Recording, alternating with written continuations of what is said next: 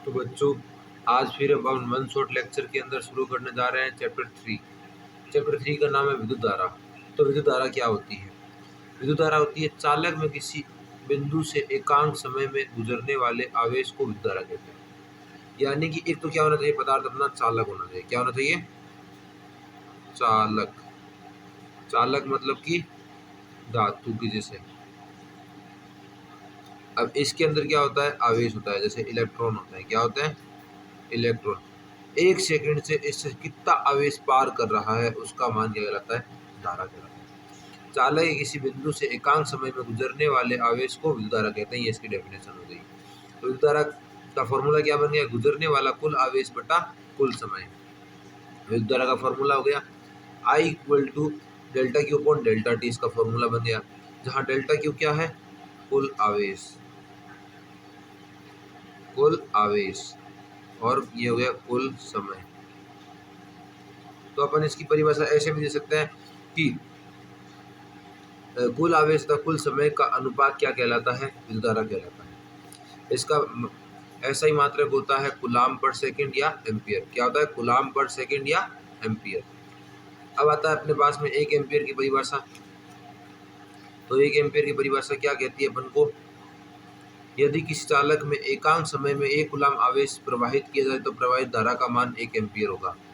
यानी कि अपन को तो 1 एम्पियर चाहिए, तो जो ये ऊपर फॉर्मूला निकल के आया था इनमें दोनों को एक एक कर दो।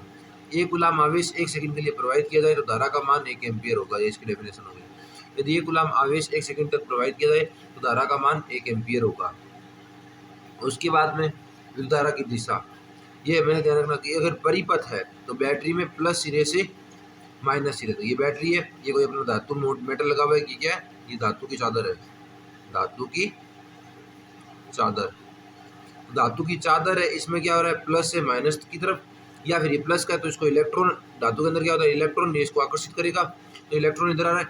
तो क्या दो लाइन में दिया हुआ है दिशा। विद्युत धारा की दिशा बैटरी के या तो धनात्मक सिरे से ऋणात्मक सिरे की ओर होगी ऐसे, और या फिर इलेक्ट्रॉन की गति के विपरीत दिशा में। इलेक्ट्रॉन ऐसे जा रहा है तो धारा ऐसे जा रही है। ये तो समझ में आया। अब आते हैं अपन आगे। चैप्टर 3 का पूरा लेक्चर है। अब क्या है? विद्युत धारा अदिश राशि है। अदिश राशि क्यों है? तो ये सदिश नियमों का पालन नहीं करती। सदिश नियमों का पालन नहीं करती क्योंकि 5 इधर 5 इधर, दोनों के बीच में कोण कितना बन रहा है? 180 डिग्री। तो इन दोनों की कुल धारा कितनी होनी चाहिए थी? इन दोनों की कुल धारा होनी चाहिए थी 0। इन दोनों की कुल धारा कितनी होनी चाहिए थी? 0। लेकिन यहाँ पे इन दोनों की कुल धारा 0 नहीं होती है, इसलिए 10 एम्पियर की धारा को एंटर करना पड़ता है और ये 5-5 एम्पियर धारा निकल जाती है। जबकि बल के अंदर अपन इधर देख लेते हैं कि 5 न्यूटन 5 इधर निकले तो नेट कितना आता है? 0 आता है। नेट कितना आता है? 0। उसके बाद में सदिश और अदिश को समझ लेते हैं शॉर्ट में दोबारा। वैसे मैंने सदिश के पूरे लेक्चर लिए हुए। सदिश में परिमाण और दिशा होता है, जबकि अदिश में क्या होता है? केवल और केवल परिमाण होता है। सदिश सदिशियों के नियमों का पालन करता है, जबकि इसमें नहीं करता है। इसका एग्जाम्पल दे दिया अपन को टाइम, और इसका एग्जाम्पल अपन लेते हैं वेग। उदाहरण क्या लेते हैं? वेग, वेलोसिटी। अब अपन ने औसत धारा तो देख लिया, और आता है ताक्षणिक धारा। ताक्षणिक धारा क्या है? डेल्टा की जगह डी आ जाता है। डेल्टा की जगह आता है डी आ जाता है। D Q upon D T. यानी कि थीटा का, या थीटा नहीं, आवेश का, क्यू का समय के सापेक्ष अवकलन क्या आता है? ताक्षणिक धारा आती है। उसके बाद में आता है सामान्य अमीटर। सामान्य अमीटर, आदर्श अमीटर का प्रतिरोध कितना होता है? 0। आदर्श अमीटर बनाना लगभग नामुमकिन है, संभव ही नहीं है। बस जबकि सामान्य अमीटर का प्रतिरोध कितना होता है? थोड़ा कम होता है, लेकिन कुछ होता है, जैसे 10 ओम, 20 ओम, 50 ओम। ये स्टार पॉइंट क्या होता है? अमीटर हमेशा श्रेणी क्रम में लगता है और ये विद्युत धारा को मापता है। ये रहा साइड में दिया हुआ है। अमीटर द्वारा विद्युत धारा का मापन होता है तथा ये सदैव श्रेणी क्रम में संयोजित होता है। उसके बाद में आ जाता है अपना अगला टॉपिक, अपवाह वेग या अपवहन वेग, दोनों कहते हैं। सो क्या कहते हैं? अपवाह वेग। कहीं बुक में अपवाह वेग भी लिखा हुआ है। जब किसी चालक के ऊपर विद्युत क्षेत्र आरोपित नहीं किया होता तब इसमें मुक्त इलेक्ट्रॉन यादृच्छिक गति करते हैं। यादृच्छिक गति के कारण इनमें मुक्त इलेक्ट्रॉनों का औसत वेग 0 हो जाता है। जब किसी चालक का बाह्य विद्युत क्षेत्र से जुड़ा जाता है तो बाह्य विद्युत क्षेत्र एक निश्चित दिशा में इलेक्ट्रॉन पर बल लगाता है तथा इसके कारण इन इलेक्ट्रॉनों को एक वेग प्राप्त होता है। जब इस वेग का औसत मान निकाला जाता है तब यह 0 नहीं आता। उसका औसत होता है अपवहन वेग कहलाता है। अब क्या होता है अपवहन वेग कहलाता है, ये कोई भी धातु है। अब अपन ने कोई बाह्य विद्युत क्षेत्र अप्लाई नहीं किया हुआ, तो क्या होता है इलेक्ट्रॉन इधर उधर ऐसे करते हैं, जिगजैग मोशन करते हैं, यादृच्छिक गति करते हैं, और इनका नेट कितना आता है 0 आता है। जैसे इन सब इलेक्ट्रॉनों की गति क्या है प्रारंभ में u1 u2 u3 and so on un है, तो इन सब का औसत लेंगे तो औसत कितना आ जाएगा 0। जब बैटरी नहीं जोड़ी है, जैसे ही अपन बैटरी जोड़ देते हैं तो अपन को पता है विद्युत क्षेत्र बैटरी के द्वारा उत्पन्न किया गया है। तो विद्युत क्षेत्र द्वारा इलेक्ट्रॉनों पर लगने वाला बल F बराबर क्या होता है, F बराबर QE, F बराबर QE होता है। और यहाँ पे Q क्या है, इलेक्ट्रॉन है, तो Q क्या हो गया अपने पास में, Q क्या हो गया, इलेक्ट्रॉन हो गया, तो माइनस E हो गया, क्या हो गया माइनस E के कारण आवेश। तो F बराबर माइनस का QE इंटू E हो गया, और E क्या है विद्युत क्षेत्र है। उसके बाद में अपन को पता है बल क्या होता है, बल का एक फॉर्मूला और होता है बल बराबर एम में, तो ए की वैल्यू आ गई F upon M, F upon M. समीकरण 1 से एफ की जगह अपन ने क्या पुट कर दिया, एफ की जगह अपन ने कर दिया माइनस का ई ई, तो ये अपने पास में त्वरण का मान आ गया। अब स्टार पॉइंट क्या है, यह त्वरण ए u1 u2 un वेग से को v1 v2 vn वेग में बदल देता है, क्या बदल देता है, बदल देता है। इसमें समय क्रमशः t1 t2 t3 and so on tn लगता है। तो औसत क्या हो जाएगा अपने पास में, वेग का औसत निकालेंगे, वही अपना अपवाह वेग कहलाता है। इस वेग का औसत v1 plus v2 plus v3 and so on vn बटा n, इनका औसत क्या कहलाता है, अपवहन वेग या अपवाह वेग। पूरे चैप्टर को ध्यान से समझिए, एकदम आसान है। अब अपने पास में न्यूटन की गति की समीकरण लगा दी अपन ने। न्यूटन की गति की पहली समीकरण v बराबर होता है u प्लस ए टी। तो इन सब कणों का वेग अलग अलग निकल गया, क्या निकल गया, v इक्वल टू u1 प्लस at1, v2 इक्वल टू दूसरे कण का u2 प्लस at2, इसी प्रकार nवें कण का un प्लस atn। अब क्या किया अपन ने, इन सबका औसत निकाला, तो औसत निकालते समय इन सबको जोड़ा, u1 at1 u2 at2 u3 at3 ऐसे un tan बटा n। u वालों को अलग कर लिया, तो u1 plus u2 plus u3 plus and so on un बटा n। इसी प्रकार इनको अलग किया, इन सब में a कॉमन आ रहा है, उसके बाद में at1 plus at2 plus a3 plus and so on atn, पूरे के बटा में क्या है n। अब इस n को दोनों के बटा में अलग अलग कर दिया। इन सब का तो कैलकुलेशन अपन ने पहले निकाला हुआ, कितना था 0, जबकि इनमें ये a कॉमन आ गया, तो a कॉमन आने के बाद में क्या बचा t1 plus t2 plus 3 and so on tn बटा n। उसके बाद में vd का मान आ गया अपने पास में, vd का मान 0, और ये क्या है, ये a है, इसको 0 मत समझना, ये क्या है a। और ये क्या होता है अपने पास में, ये अपने पास में टो निकल गया। टो क्या होता है, सारे समय का अनुपात यानी औसत, t1 plus t2 plus t3 and so on tn का n से, इसको बोलते हैं औसत समय विश्रांति काल। क्या बोलते हैं, विश्रांति काल। तो अपवाह वेग का फॉर्मूला अपने पास में आ गया। अपवाह वेग का फॉर्मूला जैसे अपने पास में आया था, vd इक्वल टू 0 जोड़ने पे कोई फर्क नहीं पड़ता होता है, तो ये आ गया अपने पास में a टो, और a अपन ने पीछे निकाला हुआ था, a क्या निकाला हुआ था अपन ने, a निकाला हुआ था अपन ने ई अपॉन m। तो अपने पास में vd का मान आ गया ई अपॉन m टो। इसकी शायद माइनस की वैल्यू ली थी अपन ने, हाँ a की वैल्यू क्या थी माइनस का, तो ये यहाँ पे भी vd का मान भी क्या आ गया माइनस में आएगा, ये ध्यान रखना है। अपवाह वेग में क्या आएगा यहाँ पे माइनस। अच्छे समझ में आया, उसके बाद में अपन और देखते हैं। अब अपने पास में अपवाह वेग आ गया, अगली हेडिंग शुरू होती है। अपवाह वेग का फॉर्मूला अपने पास में लास्ट में क्या आया था, माइनस का ई यानी इलेक्ट्रॉन पर चार्ज इंटू ई यानी विद्युत क्षेत्र, टो यानी विश्रांति काल यानी कि जो समय लग रहा है, एम यानी कि मास ऑफ इलेक्ट्रॉन, इलेक्ट्रॉन का द्रव्यमान, ये पूरा आया था अपने पास। अब अपनी अगली हेडिंग आ जाती है अपवाह वेग तथा विद्युत धारा में संबंध। अपन को पता है अपवाह वेग विद्युत धारा में संबंध किस प्रकार निकालेंगे। ये कोई धातु की तार है, तार के अंदर उसका क्षेत्रफल भी होता है, उसकी लंबाई होती है, उसमें इलेक्ट्रॉन की गति हो रही है, क्योंकि इलेक्ट्रॉन प्लस वालों को आकर्षित करेगा तो प्लस की ओर इलेक्ट्रॉन की गति हो रही है। तो अब अपन क्या करेंगे, चालक के एकांक आयतन में मुक्त इलेक्ट्रॉनों की संख्या जैसे अपन ने मान ली n है, इस पूरे एकांक आयतन में क्या है, एक यानी 1 लीटर आयतन में कितनी है n इलेक्ट्रॉनों की संख्या है। उसके बाद में मुक्त इलेक्ट्रॉनों का डेल्टा t समय में तय की गई दूरी क्या होती है, वेग इंटू समय। तो वेग अपन के पास कौन सा है, अपवहन वेग, क्योंकि बैटरी इसको खींचेगा, जैसे बैटरी खींचती है तो वो वेग क्या बन जाता है, अपवाह वेग बन जाता है। तो अपवाह वेग इंटू समय, अपवाह वेग इंटू समय आ गया। उसके बाद में डेल्टा टी समय में तय आयतन, जब अपने पास दूरी आ गई है तो दूरी इंटू क्षेत्रफल क्या होता है, आयतन। दूरी इंटू ये क्या है, दूरी है, दूरी इंटू क्षेत्रफल क्या होता है, आयतन। तो ये क्षेत्रफल आ गया, ये क्या हो गया, आयतन आ गया। मुक्त इलेक्ट्रॉनों की संख्या एकांक आयतन में कितना था, एकांक आयतन में n, तो v आयतन में कितना हो गया अपने पास में, ये हो गया v, तो v आयतन में कितना हो गया, v इंटू एन, क्या हो गया, v इंटू एन। उसके बाद में जैसे 1 लीटर में 1 लीटर में 900 ग्राम है, तो 2 लीटर में कितने होंगे, 1800 ग्राम। ऐसे अपन दूध का डेंसिटी बोला है मैंने, इसी प्रकार इसमें भी क्या हो जाएगा, मल्टीप्लाई हो जाएगा। उसके बाद में इसके अंतर्गत अगर संगत आवेश डेल्टा क्यू कितना होगा, तो अपन को पता है इलेक्ट्रॉनों की संख्या इंटू 1 इलेक्ट्रॉन पर आवेश। तो 1 इलेक्ट्रॉन पर आवेश अपन को इलेक्ट्रॉनों की पूरी संख्या अपन ने निकाल ली है, 1 इलेक्ट्रॉन पर आवेश कितना होता है, माइनस का ई। उसके बाद अपन को विद्युत धारा का मान पता है, विद्युत धारा का मान क्या होता है अपन के पास में, अब डेल्टा क्यू आ चुका है, क्या आ चुका है, डेल्टा क्यू। विद्युत धारा का मान अपन होता है आवेश बटा समय delta Q upon delta T. अब ये ध्यान में रखना है अपन को, delta Q upon delta T.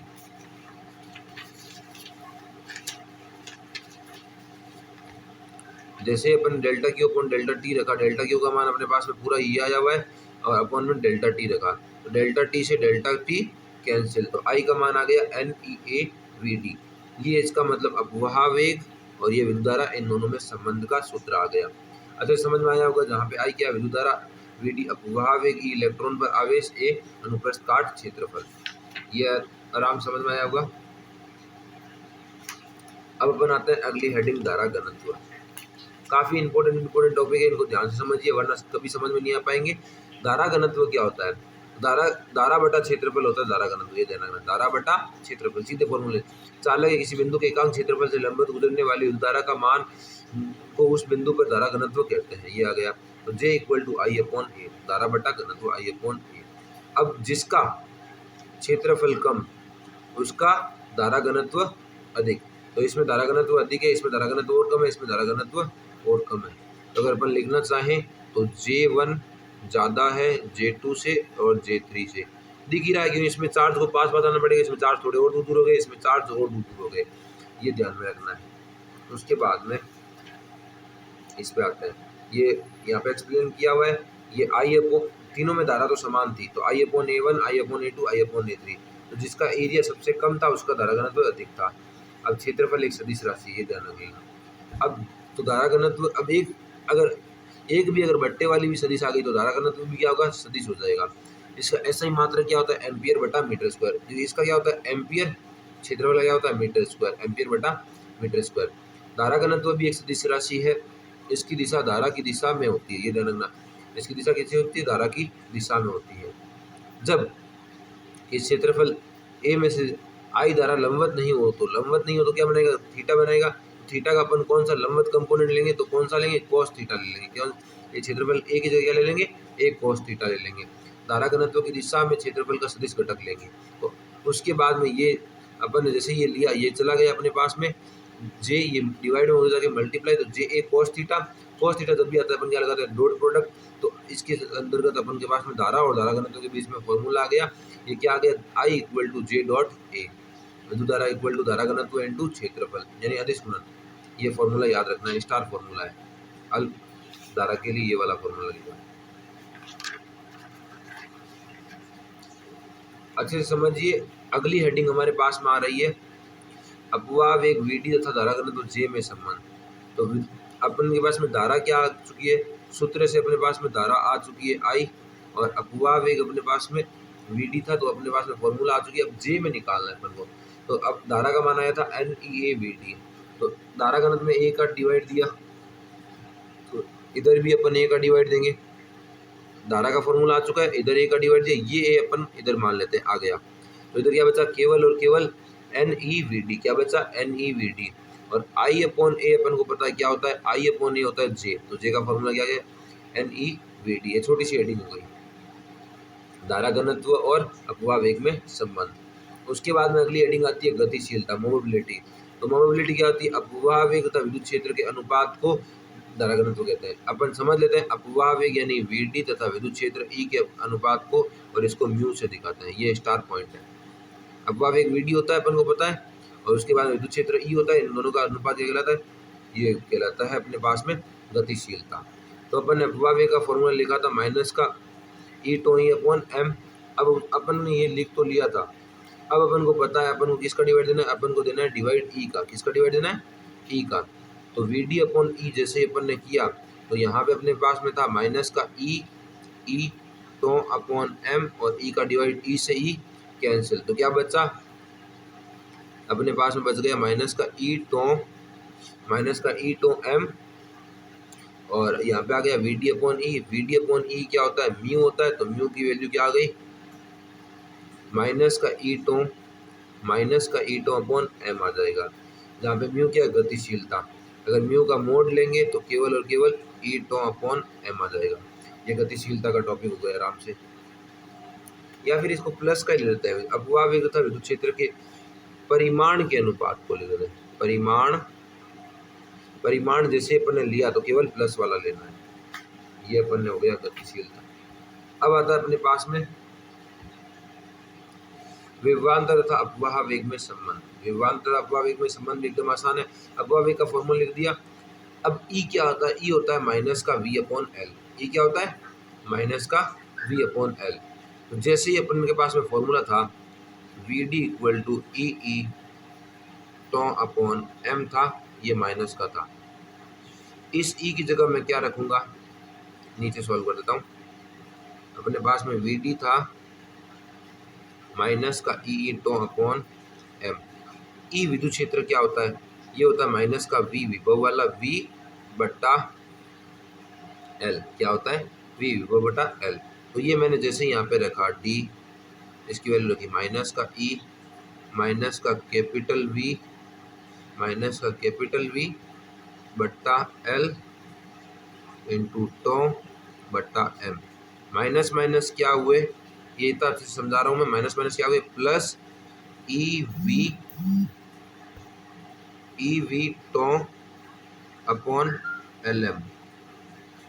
ये मैंने डेरिवेशन प्रूव कर दिया यहाँ पे, और ये यहाँ पे नोट्स में भी ये लिखा हुआ है। ये इतना सा टॉपिक है। ये समझ में आ गया। अब अपन आते हैं साथ साथ में मैं पूरा चैप्टर समझा भी रहा हूँ, ढंग से समझिए। प्रतिरोध, अगला कॉन्सेप्ट होता है प्रतिरोध। इसे ओम का नियम भी कहता है। ओम का नियम अपन को पता है। ओम का नियम क्या कहता है? पहले ओम के नियम को समझते हैं। ओम का नियम क्या कहता है? किसी भी परिपथ में अपन के पास में ये रेजिस्टेंस लगा हुआ है, ये बैटरी लगी हुई है, तो इधर से क्या जाएगा? करंट। और बैटरी क्या प्रोवाइड करवाती है? वी। तो ओम का नियम क्या कहता है? ओम का नियम कहता है कि प्रवाहित की बैटरी से दिया गया विभव के समानुपाती क्या होती है? धारा। समानुपाती का चिन्ह हटाने पर क्या आता है? एक कांस्टेंट, वो आता है आर। क्या आता है? आर। यही ओम का नियम है। तो आर यानी प्रतिरोध कहलाता है। आर क्या होता है? ये आर होता है प्रतिरोध। अब इस प्रतिरोध के बारे में अपन पढ़ेंगे।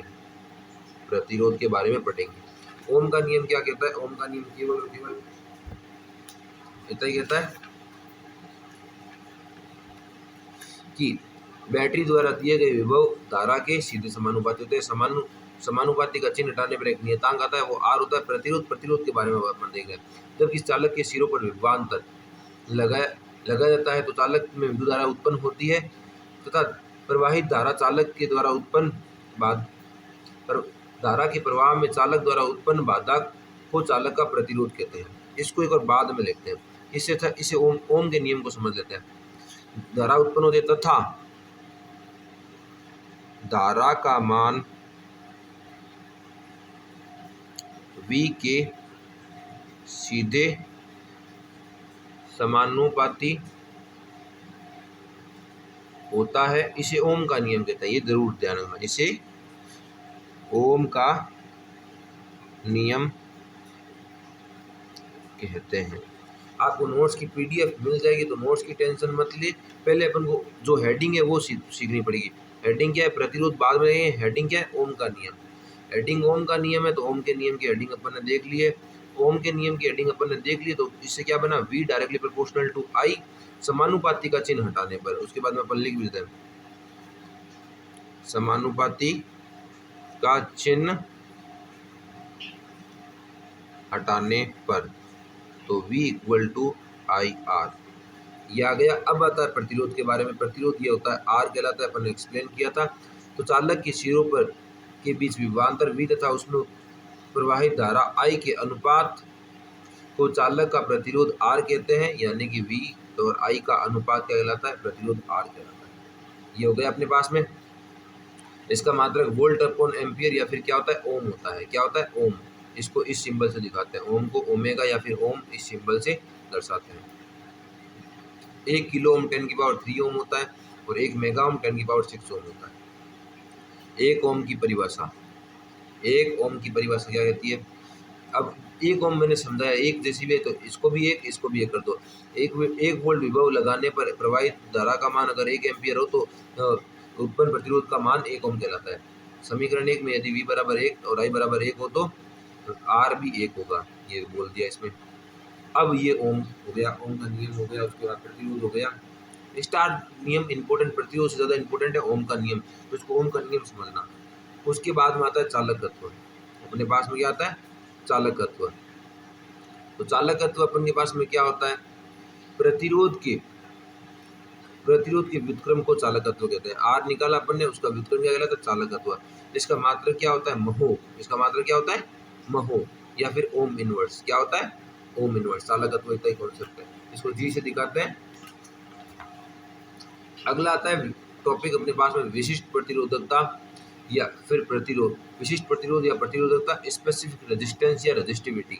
स्पेसिफिक रेजिस्टेंस या रेजिस्टिविटी। अब इस टॉपिक को भी अपन ढंग से करते हैं। स्पेसिफिक रेजिस्टेंस या रेजिस्टिविटी क्या होता है।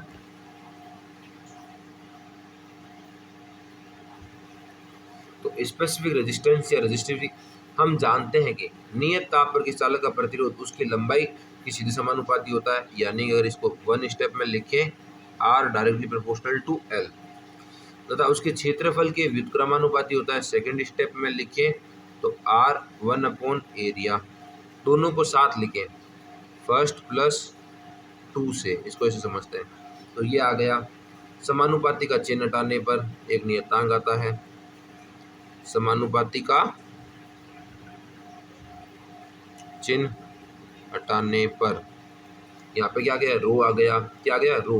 तो रो क्या कहलाता है, रो कहलाता है विशिष्ट प्रतिरोधकता। यहाँ पे रो समानुपाती नियतांक है जिसे पदार्थ की विशिष्ट प्रतिरोध या प्रतिरोधकता कहते हैं। इसका ऐसा ही मात्रक ओम इंटू मीटर होता है। ऐसा ही मात्रक क्या होता है, ओम इंटू मीटर, ये ध्यान रखना। यदि अपन को लंबाई 1 मीटर हो तथा क्षेत्रफल 1 मीटर स्क्वायर हो तो रो आर के इक्वल होता है। अब आता है चालकता एवं विशिष्ट चालकत्व। विशिष्ट चालकत्व, चालकत्व अपन ने देख लिया। चालकत्व क्या था, प्रतिरोध का उल्टा। चालकत्व क्या था, प्रतिरोध का उल्टा। जबकि चालकता या विशिष्ट चालकत्व क्या होगा, प्रतिरोधकता का उल्टा। विशिष्ट प्रतिरोध के व्युत्क्रम को चालकता कहते हैं। ये क्या कहलाता है, सिग्मा। इसे सिग्मा से दिखाते हैं, सिग्मा 1 अपॉन रो होता है। इसका मात्रक ओम इंटू मीटर का इनवर्स होता है। मात्रक क्या होता है, ओम इंटू मीटर का इनवर्स। आई थिंक ये सारी चीज़ें आपको समझ में आ रही होगी अच्छे से। पीडीएफ मिल जा रही है आपको, बस तैयारी में कमी नहीं होनी चाहिए।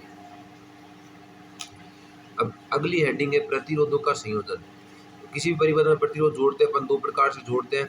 कौन कौन से, श्रेणी क्रम और श्रेणी। उपलब्ध प्रतिरोधों को इच्छित प्रकार से इच्छित प्रतिरोध प्राप्त करने के लिए प्रतिरोधों का संयोजन किया जाता है। यह मुख्यतः दो प्रकार होता है, श्रेणी क्रम और समांतर क्रम। ट्रांसफर क्रम क्या बोलते हैं, समांतर क्रम भी बोलते हैं। क्या बोलते हैं। अब अपन ये रहा, पहली हेडिंग आती है श्रेणी क्रम संयोजन। क्या आती है, श्रेणी क्रम संयोजन, यानी कि सीधा ध्यान में रखो, श्रेणी क्रम संयोजन का मीनिंग है ऐसे जोड़ दिए सीधे, R1 R2 R3 ऐसे अगर जोड़े हुए। तो अब अपन को ध्यान में रखना है, इस तरह का संयोजन क्या कहलाता है, श्रेणी क्रम संयोजन कहलाता है। ये आ गया। अब इन सब का नेट निकलेगा, इन सब का अपन को क्या निकालना है, आर नेट। इसी की बात हो रही है। तो ये चित्र था, बैटरी जुड़ा था, प्लस सीधा माइनस सीधा, तो प्लस से धारा निकल रही है और माइनस में एंटर हो रही है। तो इस सबको अपन ने आर नेट नाम दे दिया, प्लस माइनस ये आर नेट। तो इस आर नेट की वैल्यू कितनी होगी ये बतानी है अपन को। तो इसमें ध्यान रखना है, स्टार पॉइंट किया हुआ है, रास्ता बदलने पर धारा का मान बदलता है तथा विभवांतर बिंदु बदलने पर विभवांतर का मान बदलता है। मैं सीधा समझाता हूँ इसको आसान तरीके से।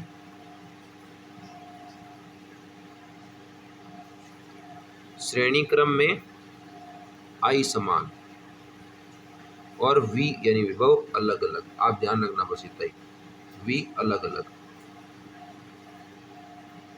पार्श्व क्रम में V समान और I अलग अलग।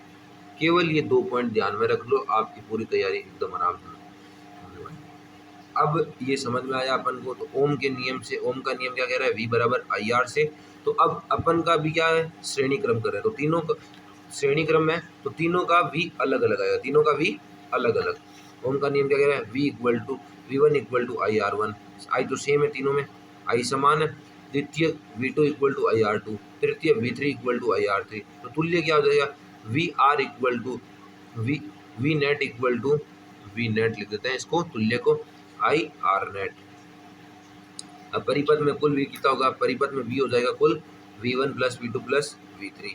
तो अब अपन को जोड़ दिया, V की वैल्यू क्या है IR तुल्य, और यहाँ पे क्या गए IR1 plus IR2 plus IR3, ये R तुल्य। अब सबसे क्या कॉमन आ गया, I कॉमन आ गया। इस स्टेप में क्या हुआ था, I R तुल्य,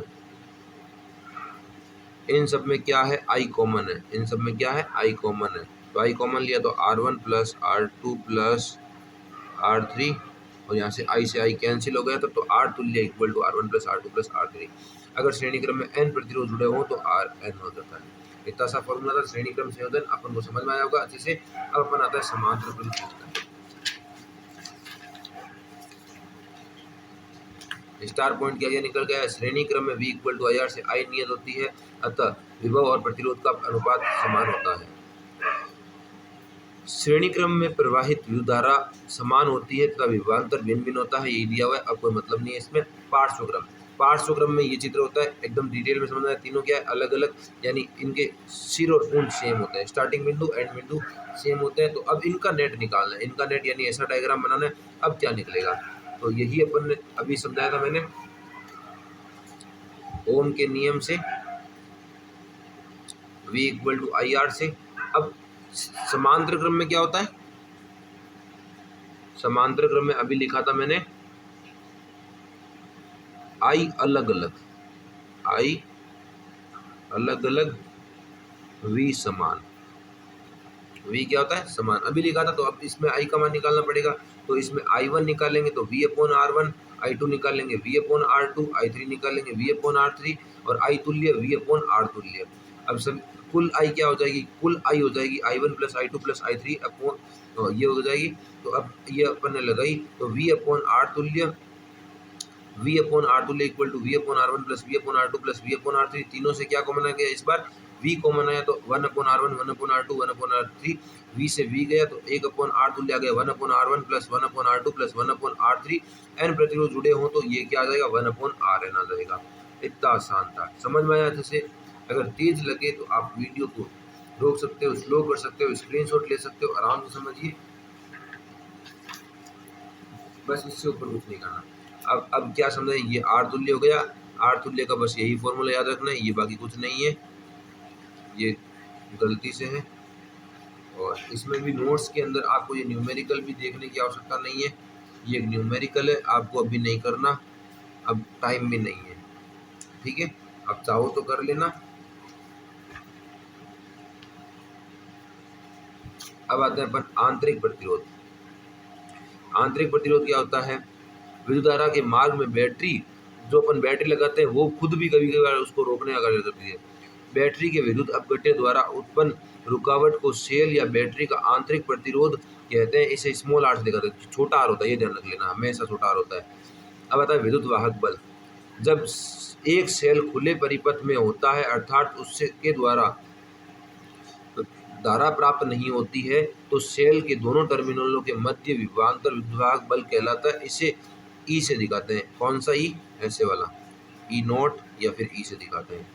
यानी कि जब तार नहीं लगाया हुआ है तब भी जो उत्पन्न विभव है वो क्या है, विद्युत बल है। टर्मिनल वोल्ट, दोनों में डिफरेंस थोड़ा सा अपन समझेंगे भी इसको। टर्मिनल वोल्ट क्या होती है, जब सेल बंद परिपथ में होता है अर्थात इसमें धारा प्रवाहित होती है तो सेल के दोनों इलेक्ट्रोडों के मध्य विभवांतर टर्मिनल वोल्ट कहलाता है। इसे V से प्रदर्शित करते हैं। इसमें क्या होता है, जैसे अपने पास में ये परिपथ है तो V का मान क्या होता है, ये होता है V का मान, ये क्या होता है V का मान। तो E अपन निकाला टर्मिनल वोल्टता विद्युत बल होता है, और ये V टर्मिनल वोल्टता होती है, प्लस IR आंतरिक प्रतिरोध में तो कुछ ना कुछ धारा को रोकेगा। तो ये अपन ने आंतरिक प्रतिरोध का कंसेप्ट भी समझा हुआ है, इसको मैं ऐसे समझाता हूँ। जैसे अपना ये परिपथ है, ये बैटरी आ गई, ये तो क्या होता है, ये होता है E, ये क्या होता है E, और ये करंट उत्पन्न करेगा, इसका खुद का भी स्मॉल r होता है। तो अब यहाँ से यहाँ तक ये होता है अपना कैपिटल R, ये A बिंदु, ये B बिंदु, ये I धारा गई, तो ये क्या होता है VAB, इसको बोलते हैं टर्मिनल वोल्टा, ये होता है I इंटू कैपिटल R। जब E क्या होता है, ये I इसको भी पार करेगी, E होता है I into capital R plus I into small r, E equal to V plus I into small r। ये ध्यान रख लें, दोनों के बीच में संबंध ये होता है। अच्छे से समझ में आया होगा मेरे हिसाब से, ढंग से समझिए इन सब चीज़ों को, कभी नहीं समझ में आएगी वरना। और ये फॉर्मूला वगैरह दिया हुआ है, इसमें कोई इतना विशेष नहीं है, ना ये डायग्राम इम्पोर्टेंट है। अब ये ध्यान रखना, ये आ गया, अगर अपन को किसकी वैल्यू निकालनी है, अपन को V की वैल्यू निकालनी है, अगर इससे किसकी वैल्यू निकालनी है V की, तो ये IR इधर आके माइनस, तो E equal to E minus IR, ये दोनों फॉर्मूले ध्यान रखना है। V का क्या होता है E माइनस IR, E क्या होता है V प्लस IR, ये नीचे प्रूफ भी किए हुए, आराम से समझ में आए होंगे। ये टर्मिनल वोल्ट था, E विद्युत बल, I धारा और R आंतरिक प्रतिरोध। अब स्टार हेडिंग आ जाती है सेलों का भी संयोजन। जैसे प्रतिरोधों का संयोजन होता है उसी प्रकार सेलों का भी संयोजन होता है। सेलों का संयोजन भी दो प्रकार में होता है, श्रेणी क्रम और समांतर क्रम। अब वही है, उसी प्रकार जैसे प्रतिरोधों का देखा था उसी प्रकार सेलों का देखना है। प्रथम सेल हेतु, तो प्रथम सेल के लिए अपन के पास में दो बिंदु मिल गए A और B, तो अपन को क्या निकालना पड़ेगा VA minus VB equal to E, इन दोनों के बीच में केवल एक ही सेल आ रहा है, तो E1 माइनस IR1, इन दोनों के बीच में क्या है, ये प्रतिरोध, ये सेल आ रहा है और ये प्रतिरोध आ रहा है, तो E1 माइनस IR1। इसी प्रकार द्वितीय सेल हेतु, दूसरा सेल के लिए अपन के पास में क्या आ रहा है, दूसरे सेल के लिए अपन के पास में आ रहा है, ये आ रहा है B और C, VB minus VC equal to E2 minus IR2, E2 minus IR2।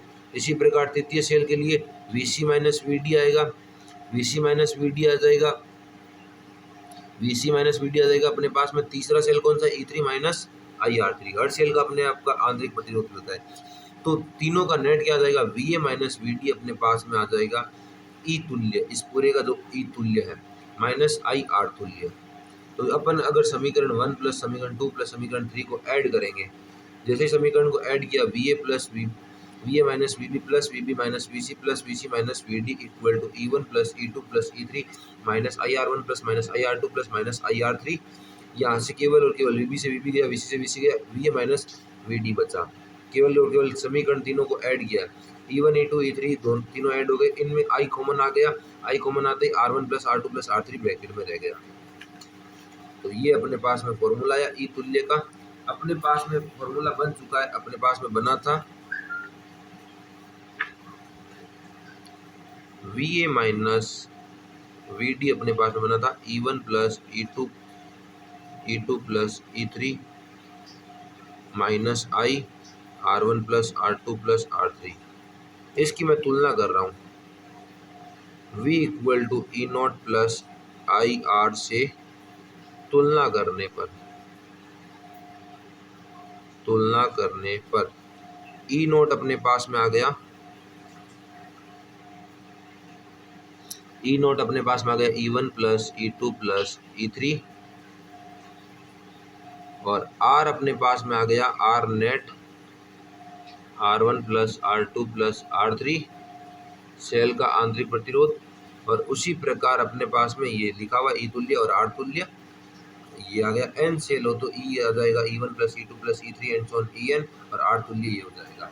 ये तो था सेलों का श्रेणी क्रम संयोजन, अच्छे समझ में आया होगा मेरे हिसाब से। अब आता है अपने पास में सेलों का समांतर क्रम संयोजन। सेलों का समांतर क्रम संयोजन अपन के पास में क्या कहता है, अगर तीन सेल इस प्रकार समांतर क्रम में जुड़े हो तो I equal to I1 plus I2 plus I3 and so on. अपन को नेट निकालना है, इन सबका क्या बनाना है, नेट बनाना है। इसको भी समझ लेते हैं जैसे, तो अपन को पता है इसमें अपन क्या निकालते हैं, धारा निकालते हैं। क्या निकालते हैं, धारा। समांतर क्रम में धारा अलग अलग होती है। इस फॉर्मूले को भी बना लेते हैं। कैसे बनाएगा, धारा का फॉर्मूला बनेगा, अपने पास में था V इक्वल टू, अपने पास में बना था V equal to E minus I R, E minus I R. तो अगर अपन को ये बनाना है, या फिर ये लिख लेते हैं, या तो ये लिख लो और या फिर लिख लो E equal to V plus I R, ये लिख लो। अब अपन को आई का बनाना है, तो V इधर आके minus E minus V equal to I R. अब अपन को किसका बनाना है, आई का बनाना है, तो ये आर इधर आ जाएगा डिवाइड में। तो क्या बना, E minus V divide R equal to I. क्योंकि अब अलग अलग क्या हो रही है, अब अलग अलग हो रही है आई, तो मैंने आई का फॉर्मूला बना दिया। आई का जैसे ही फॉर्मूला बना, वैसे समझ में नहीं आएंगे, मैं नोट्स की पीडीएफ भी देता, बिना वीडियो के आप समझोगे कैसे। तो अब I1 I2 I3 के फॉर्मूले बन जाएंगे। तो I1 equal to E1 minus V upon R1, क्योंकि समांतर क्रम में V क्या होता है, सेम होता है, तो इसलिए V सेम रहेगा। I2 equal to E2 minus V upon R2, I3 equal to E3 minus V upon R3, और इसी प्रकार I तुल्य हो जाएगा E तुल्य माइनस वी अपॉन R तुल्य। ये फॉर्मूला आ गया। अपन ने R तुल्य को दोनों के डिवाइड में अलग अलग कर दिया। तो परिपथ में प्रवाहित धारा, तो अपन को पता है I इक्वल टू क्या होती है, I1 plus I2 plus I3 लगाने पर तीनों समीकरण को अपन ने ऐड कर दिया। तीनों समीकरण को जैसे ही अपन ने ऐड किया, तीनों समीकरण को जैसे अपन ने ऐड किया, तो ये ऐड हो गई। उसके बाद में अपन ने अलग अलग कर दिया सबको, E1 अपन ने सबको अलग अलग कर दिया। इसमें R1 को अलग अलग कर दिया, इसमें R2 को अलग अलग कर दिया, इसमें R3 को अलग अलग कर दिया। तो E1 upon R1, E2 upon R3, E3 upon R3 को एक साथ लिख दिया, minus V1 upon R1 minus V2 upon V upon R2, V upon R2, V upon R3। इन तीनों में V कॉमन आ रहा है, 1 upon R1, 1 upon R2, 1 upon R3 बचा, ठीक है। और इन दोनों में कुछ कॉमन नहीं आ रहा। अब इसकी तुलना कर दी, तुलना करने पे E अपॉन R तुल्य क्या आया, क्योंकि धारा क्या होती है, I होती है अपने पास में E अपॉन R। तो E अपॉन R तुल्य आ गया अपने पास में E1 upon R1 plus E2 upon R2 plus E3 upon R3। इसी प्रकार R नेट आ गया 1 upon R1 plus 1 upon R2 plus 1 upon R3। ये ध्यान रखना, ये इसके इंपॉर्टेंट फॉर्मूला है, ये समांतर क्रम में। अगर n से लो तो यहाँ पे E नहीं निकल जाता है, E अपॉन R नेट निकल जाता है। क्या निकल जाता है, E upon R net, E1 upon R1 plus E2 upon R2 plus and so on EN upon R net. और R नेट क्या आता है, R नेट आता है 1 upon R net equal to 1 upon R1 plus 1 upon R2 plus 1 R3 and so on 1 upon Rn। ये सेलो का संयोजन complete होता है। उसके बाद में चैप्टर नया मोड़ लेता है किरचॉफ का लूप से। ये भी तो इम्पोर्टेंट है। किरचॉफ का नियम क्या कहता है, किरचॉफ के नियम सन 1882 में जटिल परिपथों के लिए दो नियम दिए थे, जिन्हें किरचॉफ का नियम कहते हैं। दोनों नियम इम्पोर्टेंट है। पहला नियम क्या कहता है, परिपथ में, किसी परिपथ में वह बिंदु जिस पर 3 अथवा 3 से अधिक चालक मिलते हैं संधि कहलाता है। किसी बंद चालक पथ को लूप कहते हैं। बंद हो क्या कहते हैं, लूप कहते हैं। और अगर 3 सिरे मिले उसको क्या कहते हैं, संधि कहते हैं। अब ये नोट है, नियम क्या कहता है। प्रथम नियम क्या कहता है, किसी वैद्युत परिपथ में किसी भी संधि पर मिलने वाली सभी धाराओं का बीजगणितीय योग शून्य होता है। बीजगणितीय योग कितना होता है, शून्य होता है। इस नियम को थोड़ा और डिटेल में करते हैं। जैसे इसमें ये अपन ने डायग्राम पीछे देखा था, तो ये ऐसा क्यों था, अपन के तो माइंड में नहीं आया, लेकिन अपन को समझना चाहिए था पूरा का पूरा। ये वाला डायग्राम, इसमें 5 इधर जा रहा है, 5 इधर जा रहा है, लेकिन ये 10। तो अगर एंटर होने वाले को अपन लेते हैं प्लस और निकलने वाले को माइनस ले, तो भी क्या होता है, 5 प्लस 5 10, 10 माइनस 10 0। वो अपन कैसे भी ले सकते हैं, ये ध्यान रखना। या तो निकलने वाले को लेंगे प्लस का, तो इस पॉइंट पे ये अपना सिंधु बिंदु हो गया, 3 है, कम से कम 3 या 3 से अधिक होने चाहिए। तो इसमें 3 हो गई धाराएं, इसको I1 बोल दिया, इसको I2 बोल दिया, इसको I3 बोल दिया। तो ये डायग्राम बना हुआ था मैंने, इसलिए समझाया डिटेल में। तो इस पॉइंट पे मिलने वाली कुल धाराओं का मान कितना है, 0 है। ये किरचॉफ का फर्स्ट नियम है, अच्छे से ध्यान रखना। किरचॉफ का फर्स्ट नियम क्या है, संधि बिंदु पर मिलने वाली सभी धाराओं का योग 0 होता है। अर्थात इस नियम के अनुसार संधि की ओर आने वाली धाराओं का योग तथा संधि से दूर जाने वाली धाराओं का योग बराबर होता है। अभी समझ में आया, 10 एक साथ आ रही थी और 5 5 दूर जा रही थी, समझ में आ गया आराम से। ये फर्स्ट नियम था, इंपॉर्टेंट नियम है।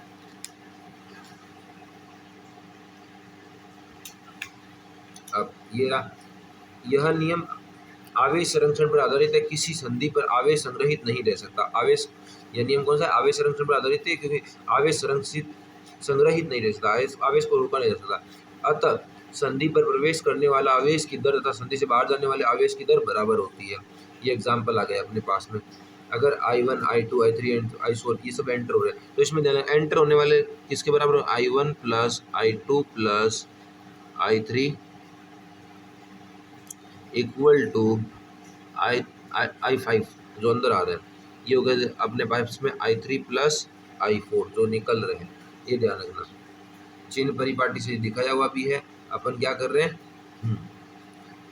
किरचॉफ के प्रथम नियम को लगाते समय संधि की ओर आने वाली धाराओं को धनात्मक, ये ध्यान रखना, संधि की ओर आने वाली धाराओं को धनात्मक, तो संधि से दूर जाने वाली धाराओं को ऋणात्मक लेते हैं। ये अपने पास में समझ में आ गया अच्छे से। उसके बाद में I equal to I1 plus I2 plus I3 and so on, ये दोनों माइनस के इक्वल टू 0, ये दोनों प्लस के उधर जा माइनस के उधर जाके प्लस में I incoming equal to I outgoing, यानी प्रवेशित, इनको क्या बोलेंगे?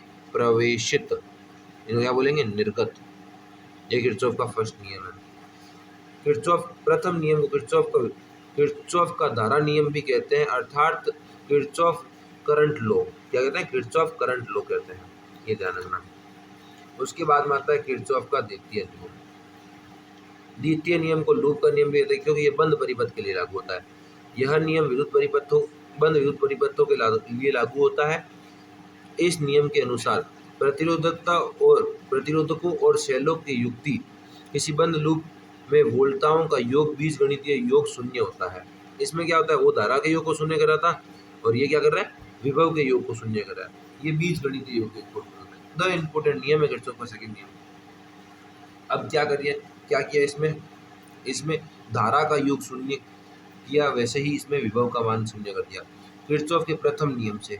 ये लूप है अपने पास में, किरचॉफ का प्रथम नियम लगाया अपन ने। इस लूप में अपन को पता है बिंदु बी पर, ये अपन ने ले लिया बिंदु बी। ढंग से देखो, इसकी तरफ कौन सी धारा आ रही है? इसकी तरफ I1 धारा आ रही है, और इसकी तरफ कौन सी धारा आ रही है? इसकी तरफ I2 धारा आ रही है। दोनों इसकी तरफ आ रहे हैं, तो I1 प्लस I2, पास आने वाली को प्लस और I3 निकल रही है इक्वल टू 0, तो I1 प्लस I2 I3 के इक्वल हो गई। अब संधि ई पर, ई बिंदु कहाँ है? ये रहा। अब इधर क्या जा रही है? I2 जा रही है, I1 जा रही है, इधर I2 जा रही है, और इधर I3 आ रही है। तो संधि की तरफ आने वाली धारा कौन सी है? I3। कौन सी है? I3। तो I3 दूर जा रही है, उनको माइनस लिख दिया, माइनस I1 और माइनस I2 इक्वल टू 0। इससे भी I1 plus I2 equal to I3। Kirchhoff के दूसरे नियम से, अर्थात लूप के नियम से। लूप का नियम क्या कहता है अपन को? पहले इसको अच्छे से समझ लेते हैं। इस साइड में क्या देख रहे हैं? प्रतिरोधकों के लिए E इक्वल टू IR, विद्युत बल equal to E1 plus E2 equal to IR1 plus IR2, विद्युत बलों का योग होता है, प्रतिरोधकों पर वोल्टताओं का योग होता है। ये अपन ने देख लिया। उसके बाद में ये ध्यान रखना है, किरचॉफ का दूसरा नियम क्या होता है? E1 plus I1 R1 plus I3 R3 equal to 0। ये किस में लगाया अपन ने? ये अपन ने इस लूप में लगा दिया। अब क्या किया? अब इसके अंदर करंट अपने पास में ऐसे जा रहा है, तो बैटरी के अंदर अपन माइनस का क्यों लेंगे? बैटरी के अंदर अपन को माइनस क्यों? तो बैटरी के अंदर अपन को माइनस से प्लस की तरफ जाना पड़ रहा है। बैटरी के अंदर अपन को माइनस से प्लस की तरफ जाना पड़ रहा है, क्योंकि बैटरी माइनस से प्लस, तो E माइनस का तथा बैटरी, ये ध्यान रखना है, बैटरी के अंदर अगर माइनस से प्लस जाना पड़े तो E माइनस का तथा बैटरी में प्लस से माइनस तो E प्लस का। ये ध्यान रखना, E और R में थोड़ा सा उल्टा है, और R में अपन को मतलब नहीं है, R अपन प्लस का ही लेंगे। तो अपन ऐसे घूमे, इसके अंदर धारा ऐसे फ्लो हो रही है, धारा इस परिपथ में ऐसे फ्लो हो रही है, तो इसके अंदर अपन में आया I3 R3। इसमें कौन सी धारा प्रवाहित हो रही है? I3 R3। तो ये I3 R3 अपन ने क्या लिए? प्लस की। अब इसके अंदर अपन घूमे ऐसे, तो I1 R1, जबकि इसमें अपन को माइनस से प्लस की ओर जाना पड़ रहा है। कैसे? इसको से माइनस से प्लस की ओर, इसको माइनस कर लिया इक्वल टू 0। तो इसका मतलब अब E1 को मैं उठा के उधर फेंक दूंगा। इसी प्रकार लूप 2 में लूप 2 में क्या हो रहा है, लूप 2 में अपन के पास हो रहा है ऐसे फ्लो हो रहा है। लूप 2 में क्या हो रहा है, अपन के पास में ये इस प्रकार फ्लो हो रहा है। तो बैटरी के अंदर अपन को फिर से क्या करना पड़ रहा है, माइनस से प्लस की ओर जाना पड़ रहा है, माइनस से प्लस की ओर जाना पड़ रहा है। तो अपन इसको ले लेंगे माइनस का E2, बाकी सबको ले लेते हैं प्लस का। तो लूप 2 के लिए अपन इसको लिख सकते हैं,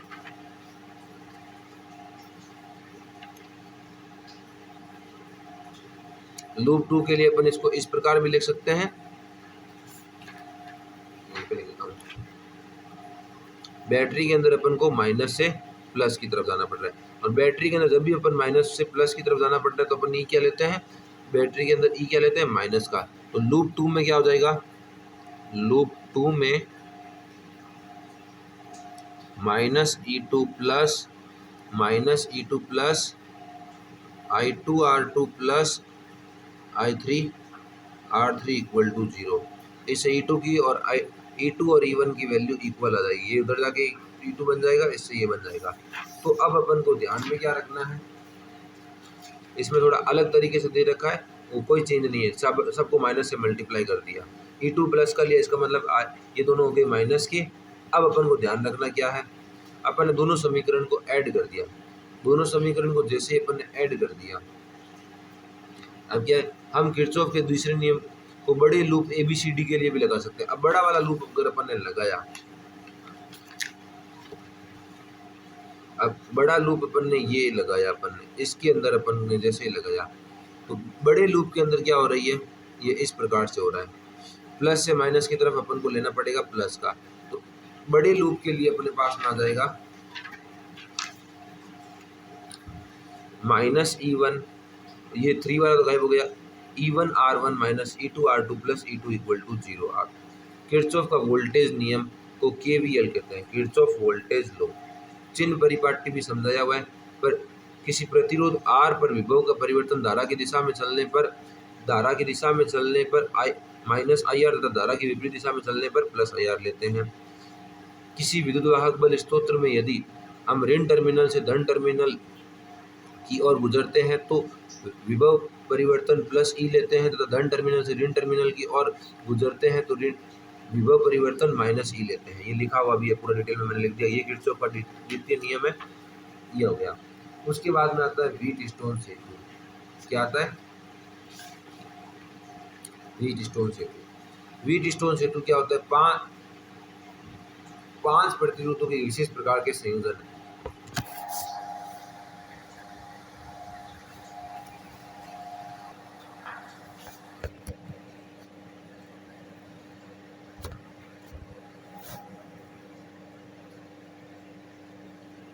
व्हीटस्टोन सेतु के अंदर क्या होता है, व्हीटस्टोन सेतु विशेष प्रकार। इंग्लैंड वैज्ञानिक व्हीटस्टोन ने सन 1843 में 4 प्रतिरोधों को जोड़कर विशेष प्रकार का परिपथ का आविष्कार किया, जिसकी सहायता से इन चारों में से किसी एक प्रतिरोध का मान शेष प्रतिरोध के पदों में ज्ञात किया जा सकता है। इस प्रकार परिपथ को व्हीटस्टोन सेतु कहते हैं। ये क्या कहलाता है, अब अगर इस परिपथ में अगर धारा शून्य हो, यानी ये अगर I1 जा रही है, इधर ये क्या हुआ, इधर हो गया अपने पास में I3, अगर इसमें से निकल गई तो ये I1 माइनस I3 जाएगी, इधर I2 जा रही है, इधर I2 जा रही है, ये दोनों धारा मिली तो इधर अपने पास में इस पॉइंट पर क्या आ जाएगी, इस पॉइंट पर आ जाएगी अपने पास में I2 प्लस I3, और ये सब इधर मैच होके वापस क्या हो जाएगी, I धारा हो जाएगी। अगर इसमें धारा शून्य हो, इस परिपथ में, इस प्रकार की संरचना में इन्होंने चतुर्भुज के आकार में 4 तारों को जोड़ लिया, उसके बाद में 4 प्रतिरोधों को जोड़ा, और 2 आमने सामने वाले को किसी से बैटरी लगा दी, बैटरी के साथ में पूंजी लगा दी, और बीच में एक प्रतिरोध लगा दिया, और इसमें धारा शून्य कर दी। तो अब क्या किया, अगर I3 0 हो तो I3 0 हो तो क्या होता है, R1 बटा R2 इक्वल टू R3 बटा R4 होता है। क्या होता है, अगर I3 0, R1 बटा R2 क्या होता है, I3 अपॉन R4 होता है। अब अपन ने इसने लूप ले लिया, क्या लूप लिया, इसने लूप ले लिया ABDA, इसने फर्स्ट लूप लिया, क्या लिया, फर्स्ट लूप लिया, और इसमें लगा दिया किरचॉफ का सेकंड नियम। किरचॉफ के सेकंड नियम से क्या बना, माइनस का I1 R1, क्या बना किरचॉफ ABDA में, माइनस का I1 R1 प्लस माइनस का I3 R5 plus I2R2 equal to 0, मानना I3 इक्वल टू 0 तब अगर I3 क्या है 0 है तो माइनस का I1R1 plus I2R2 equal to 0, इसका मतलब I1R1 इक्वल टू I2R2, इसका मतलब I1 upon I2 equal I2 upon I1 equal to R1 upon R2, I1 upon I1 upon I2 upon I1 equal to R2 upon R1 आया। साथ में अब क्या कर दिया, अब इसने कर दिया पास BCDB। BCDB में क्या किया, BCDB में भी वापस यही पास है अपने पास में, ये वाला लूप लिया है। अब इसमें भी किरचॉफ का द्वितीय नियम है, ये पास BCDB इस तरह से पंक्ति होता है। तो BCDB में पहले में धारा माइनस के I1 minus I3 minus R3 plus I2 minus I2 plus I3 R4 plus I3 R5 equal to 0, माना I3 इक्वल टू 0 तो ये वापस निकल गया, क्या निकल गया I2 R4 equal to I1 R3, तो इसके बाद में ये क्या गया I2 upon I1 equal to R3 upon R4। समीकरण 1 और 2 से अपन को R1 upon R2 equal to R3 upon R1 है। यही व्हीटस्टोन सेतु होता है, उसका मेन एक्सपेरिमेंट ये फॉर्मूला निकालना होता है। अतः संतुलन की स्थिति में सेतु की किन्हीं दो संलग्न भुजाओं के प्रतिरोधों का अनुपात शेष दो संलग्न भुजाओं के प्रतिरोधों के अनुपात के बराबर होता है। स्टार पॉइंट व्हीटस्टोन सेतु की मेन कंडीशन यही निकालनी थी अपन को, जो अपन ने निकाल ली है। उसके बाद में ये एग्जाम्पल दे रखा है, एग्जाम्पल अपन को नहीं करना है। एग्जाम्पल के बाद में अगला हेडिंग आता है मीटर सेतु। क्या आता है, मीटर सेतु। तो मीटर सेतु क्या होता है, व्हीटस्टोन सेतु के सिद्धांत पर आधारित ये उपकरण अज्ञात प्रतिरोध ज्ञात करने का सुग्राही यंत्र है। इससे अपन को क्या होता है, अज्ञात प्रतिरोध ज्ञात होता है। इसमें तो फिक्स होता है, उसमें होने पर था, इसमें क्या है आई, इसके अंदर I3 तो हमेशा क्या होगी 0 होगी, क्या होगी 0। ये व्हीटस्टोन के सिद्धांत पर कार्य करता है। और ये इसका मीटर सेतु का चित्र है। इसमें अपन क्या लेते हैं, एक 100 सेंटीमीटर लंबा वायर लेते हैं, 100 सेंटीमीटर लंबा वायर लेते हैं। इसमें एक लगाता है ज्ञात प्रतिरोध और एक लगाता है अज्ञात प्रतिरोध। क्या लगाते हैं, अज्ञात प्रतिरोध। और बैटरी के थ्रू इसको जोड़ देते हैं और ये मीटर स्केल होता है, ये लंबाई नापता है। पूरी 100 सेमी की अगर L लंबाई आएगी तो ये 100 माइनस L सेमी की आ जाएगी। अब इसको अपन समझते हैं। अगर I इक्वल टू 0 यानी कि I बोल दो, I3 बोल दो, तो R1 upon R2 equal to R3 upon R4 आएगा। तो अब IBD equal to 0, I1 upon R2 equal to I3 upon R4 आ गया। अतः तार AC एकांक प्रति लंबाई में X प्रतिरोध है। तार AC में क्या है, एक मीटर लंबाई में X प्रतिरोध है। ज्ञात प्रतिरोध क्या है अपने पास में, ज्ञात प्रतिरोध R1 है और धारामापी का प्रतिरोध 0 है। IBD भी कितनी है, 0 है। तो I1 अपॉन AD का प्रतिरोध equal to R3 upon OC का प्रतिरोध। अब अपन को पता है तार का प्रतिरोध कितना होता है, तो AD का प्रतिरोध L लंबाई का प्रतिरोध होता है XL, L लंबाई का प्रतिरोध, तो अपन को एकांक लंबाई का दिया हुआ है तो L लंबाई का प्रतिरोध हो गया XL। और DC का प्रतिरोध ये 100 माइनस L होगी, तो पूरी वो पहले वाली L तो ये 100 माइनस L, तो 100 माइनस L का प्रतिरोध 100 माइनस L इंटू X होता है। अब इससे ये निकल के गया, तो इसमें अपन ने R1 upon XL equal to R3 upon X minus X into 100 minus XL, 100 से 100 गया तो R1 upon L equal to R3 100 minus XL। अपन को R3 अज्ञात था, R3 निकालना, तो ये इधर डिवाइड में उधर जाके मल्टीप्लाई में, तो 100 माइनस L इंटू R बटा L ये R3 का प्रतिरोध है, अज्ञात प्रतिरोध का सूत्र है। अब इसके अंदर इसकी रचना भी देख लेते हैं। रचना क्या है, रचना लिख लेते हैं। ये फॉर्मूला तो प्रूफ हो गया। इसमें 1 मीटर, रचना आपको पहले लिखनी है, इसमें बाद में दी हुई है। तो इसमें 1 मीटर तथा एक समान त्रिज्या का कांस्टेंट मैग्नीन का बना तार AC होता है, जो लकड़ी के आधार पर मीटर पैमाने के सहारे तनी हुई अवस्था में कसा होता है। तार के सिरे 1 व C2 L के आकार की तांबे की पत्तियों से जुड़े रहते हैं, जिनके सिरों पर संबंधक पेज लगे रहते हैं। इस पत्ती के बीच के सिरों पर 3 संयोजक पेज लगे होते हैं। अन्य बिंदु A तथा C जहाँ पर तार कसा होता है के बीच कुंजी K लगी होती है तथा B के मध्य पेज लगे होते हैं। सुग्राही धारामापी G से जुड़ा होता है, जिसका दूसरा सिरा सर्पी कुंजी J से जुड़ा होता है। सर्पी कुंजी J की नोक को AC पर इस प्रकार बिंदु D पर स्पर्श कराते हैं कि अपन को, अब ये है यहाँ पे ये सर्पी कुंजी जे होती है। अपन क्या करते हैं, इसको इस प्रकार फिराते हैं कि यहाँ पे अपन को धारामापी में जो गैल्वेनोमीटर लगा है शून्य विक्षेप आए। यहाँ पे जे होता है विसर्पी कुंजी, इसको इस तार पे ऐसे टच करवा करवा के अपन इसको ऐसे ये तार होता है ना, इस तार पे इसको टच करवाते हैं, जैसे ही इसमें शून्य विक्षेप आए अपन वो स्थिति नोट कर लेते हैं।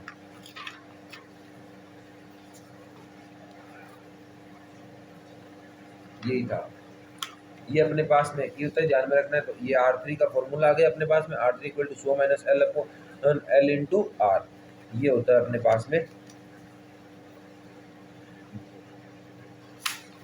याद था अपने पास में, टॉपिक का नाम और भूल गया मैं तो, विभव मापी, मीटर सेतु। अब मीटर सेतु के बाद में अगला टॉपिक आता है अपने पास में विभव मापी।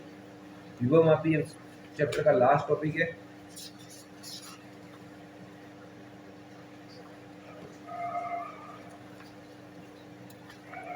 क्या होता है विभव मापी, इसको भी ध्यान से देख लेते हैं। विभव मापी का उपयोग परिपथ में दो बिंदुओं के बीच विभवांतर अथवा किसी शेल के विद्युवाहक बल के मापन के लिए किया जाता है। रचना, इसमें अधिक विशिष्ट प्रतिरोधक तथा निम्न प्रतिरोध ताप पूर्णांक वाले पदार्थ जैसे टंगस्टन मैग्नीन का 4 से 12 मीटर लंबा एक समान व्यास का तार 1-1 मीटर के समांतर टुकड़ों के रूप में लकड़ी के तख्ते पर कसा रहता है तथा तार के दोनों सिरों ए व सी पर संयोजी पेच लगे रहते हैं। इसमें क्या होता है, ये इस प्रकार की संरचना होती है। इसमें कम से कम 4 से 12 मीटर लंबा तार लेते हैं और 1-1 मीटर की लंबाई पे लेते हैं और इस प्रकार ए और सी पर पेच कसे रहते हैं। ये ध्यान रखना है। तारों की लंबाई के समांतर 1 मीटर पैमाना लगा होता है जिस पर शून्य विक्षेप के संगत तार की लंबाई पढ़ी जा सकती है। ये ओपन होता है शून्य विक्षेप वाली स्थिति। ये सेम मीटर सेतु के सिद्धांत पर कार्य करता है। सिद्धांत, विभव मापी के सिद्धांत को ठीक समझने के लिए हमें पहले चित्र 9.1 में प्रदर्शित परिपथ यानी चित्र 1 पर प्रदर्शित परिपथ में विद्युद्वाहक बल E1 तथा E2 को नगण्य प्रतिरोध के दो सेलों को प्रतिरोध R तथा धारामापी G से जोड़ा जाता है। यदि E1 E2 से बड़ा हो तो अपन के पास में I का मान आएगा E1 minus E2 upon R वामाव्रत दिशा में, तथा धारामापी में एक समान दिशा में विक्षेप होगा। यदि E2 बड़ा हो दूसरे सेल का तो ये क्या होगा, एंटी क्लॉकवाइज। ये ध्यान रखना, एंटी क्लॉकवाइज। तो ऐसे याद नहीं रहता, एंटी क्लॉकवाइज मतलब ऐसे डायरेक्शन। और जबकि अगर E2 बड़ा आ गया तो ये अपने पास में हो जाएगा क्लॉकवाइज। क्या हो जाएगा, clockwise. E2 minus E1 equal to R, यानी धारा की दिशा क्या आ गई, क्लॉकवाइज आ गई। अगर धारामापी में विपरीत दिशा में विक्षेप होगा। यदि E1 और E2 दोनों बराबर हो गए तो धारा क्या हो गई, 0। अगर दोनों बराबर हो गए तो धारा 0, अतः धारामापी में विक्षेप शून्य होगा। अतः यदि विद्युत बल परिवर्तित हो तो इसमें बदलकर ऐसी स्थिति में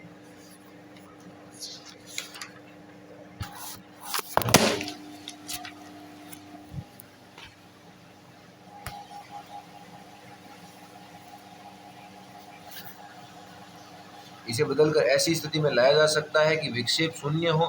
इस स्थिति में दोनों ही विद्युत बल समान होते हैं यदि विभव मापी का सिद्धांत है, यानी इसमें E1 और E2 बराबर होंगे तो विक्षेप शून्य होगा। उसके बाद में आता है विभव प्रवणता। अगला हेडिंग क्या है, विभव प्रवणता। तार की लंबाई एकांक लंबाई में विभव पतन को विभव प्रवणता कहते हैं। यदि तार की लंबाई AC के सिरों पर विभव V हो, इसकी लंबाई L हो तो विभव प्रवणता K equal to V upon L होता है। और इसी के साथ अब ये चैप्टर आपके समाप्त होता है। आपको अच्छे से पूरी PDF नोट्स मिल जाएगी, आप इसको समझिए। विभव मापी के अनुप्रयोग आपके नहीं है तो मैं रीड भी नहीं करने वाला, आपको PDF मिलेगी, उसको अच्छे से समझिए। इसी के साथ ये वीडियो आपके लिए हेल्पफुल होने वाला है, इसलिए वीडियो को शेयर, चैनल को लाइक एंड सब्सक्राइब ज़रूर करें। Thank you.